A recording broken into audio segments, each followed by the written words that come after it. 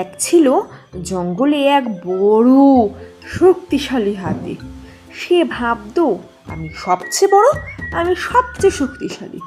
কিন্তু সে ছোট প্রাণীদেরকেই একদমই গুরুত্ব দিত না।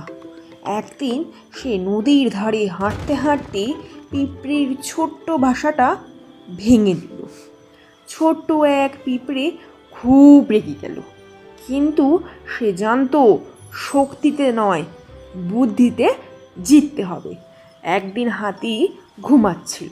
পিঁপড়ে চুপি চুপি গিয়ে হাতির সুরের ভিতরে ঢুকে পড়ল।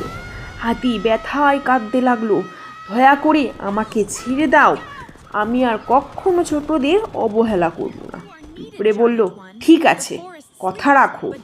সেই দিন থেকে হাতি সবার সাথে ভালো ব্যবহার করতে লাগলো। মোরাল অফ দ্য স্টোরি, ছোট বলে কাউকে কখনো অবহেলা করো না।